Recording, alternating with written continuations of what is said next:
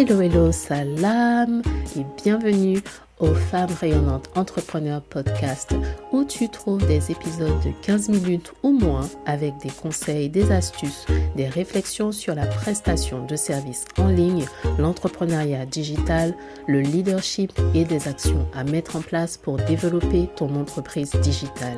Ici, c'est work hard, play hard. On bosse dur et on s'amuse, on se détend. Aussi, je suis Leslie, associée dans la gestion des risques financiers et j'aide les femmes en corporate à lancer et développer leur entreprise de services digital en 2 heures par jour.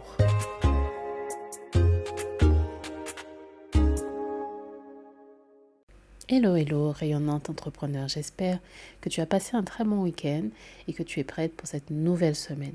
Nouvelle semaine, nouveaux objectifs. Et je vais répondre à une question reçue. Que faire lorsqu'on n'a pas d'encouragement, on n'a pas de soutien venant des proches ou de son mari? Si tu décides d'entreprendre, si tu es en activité et que pour réaliser certaines choses qui te semblent importantes, face à cette nouvelle étape dans ta gestion d'entreprise, tu n'as pas le soutien que tu espérais. Il est clair qu'avoir un encouragement sincère, ça fait toujours plaisir et ça booste. Mais ton premier soutien devrait être toi-même. Parce que tu es décisionnaire dans ta vie et tu vas devoir vivre avec les décisions que tu prends. Pas les autres. Toi, tu vas devoir vivre avec les décisions que tu prends et les autres doivent vivre avec les décisions qu'ils prennent. Quand tu te lances en affaires, que tu es porté par cette vision que tu as, ta détermination, elle est là, ton entourage est peut-être conscient de tes talents, de ta passion et souhaite t'encourager. Et parfois même leur mot d'encouragement semble un peu teinté d'une appréciation et même de peur parfois. Pourquoi? Comment? Eh bien, c'est souvent parce qu'ils ont les meilleures intentions. Ils ont les meilleures intentions et veulent te voir réussir, ils veulent te voir épanoui, aussi bien dans ta vie professionnelle que personnelle, et c'est très bien. Cependant, leur volonté de te protéger, de t'éviter des désagréments, font qu'ils vont aussi projeter leurs propres peurs et leurs propres limites sur toi. Leur vision des choses sur toi, qui n'est pas forcément la même que la tienne. Donc, oui, ils peuvent être inquiets, oui, ça peut être autre chose parfois, mais tout cela peut aussi t'apporter de la confusion quand tout est clair pour toi et que tu sais ce que tu veux. Ça peut être des commentaires bien intentionnés qui peuvent au final te laisser un peu perplexe ou te faire douter de tes propres capacités ou de tes choix. Mais rappelle-toi que ces doutes, ces peurs, ces limites ne sont pas les tiennes. Ce ne sont pas les tiennes. Ça leur appartient et ça vient sûrement de leur propre expérience, des choses qu'ils ont vues, entendues ou vécues parfois. Quand bien même ça ne vient pas d'une mauvaise intention, ça ne te rend pas forcément service. Considérer que parce que un tel ou un tel a vécu ceci ou est passé par là, que forcément ça va t'arriver également. Évitons de simplement accepter tous les scénarios catastrophes possibles et imaginables. Ça ne rend pas service.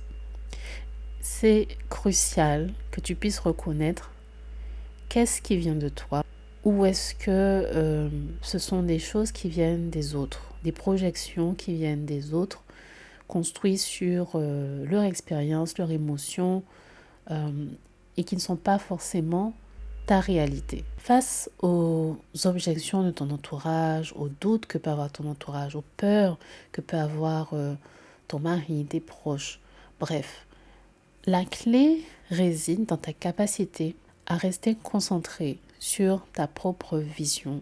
Ceci dit, c'est toujours intéressant de prendre en considération le point de vue des autres, d'échanger et d'avoir des opinions différentes, parce que c'est dans la différence d'opinion, la différence de vision des choses que l'on ressort enrichi.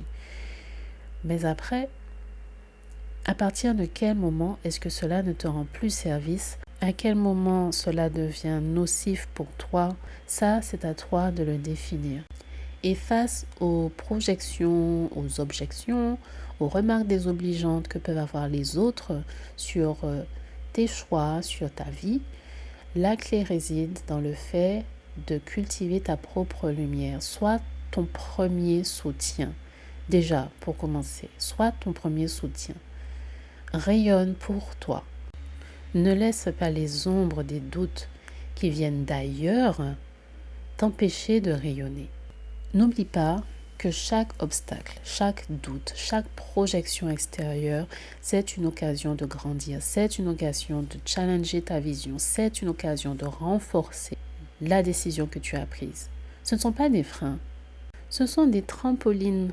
Alors soit tu vas rebondir plus haut dans la même direction, soit tu vas considérer, reconsidérer et rebondir plus loin dans une autre direction. Vois les choses comme ça, tout simplement. Pas de prise de tête, de la communication et être ferme sur tes choix de vie pour ne pas avoir de regrets. Je pense que c'est ça le plus important. Alors, rayonnante entrepreneur, avance avec assurance sur ton chemin, consciente des ombres, des obstacles, des zones glissantes sur la route. Ça fait aussi partie de l'aventure entrepreneuriale. Mais reste résolu à vivre la vie qui t'inspire, la vie que tu souhaites, la vie que tu choisis et non pas une vie par défaut. Parce qu'il n'y a rien de pire, je pense, que d'avoir des regrets à la fin de sa vie. Bonne semaine, nouvelle semaine, nouveaux objectifs.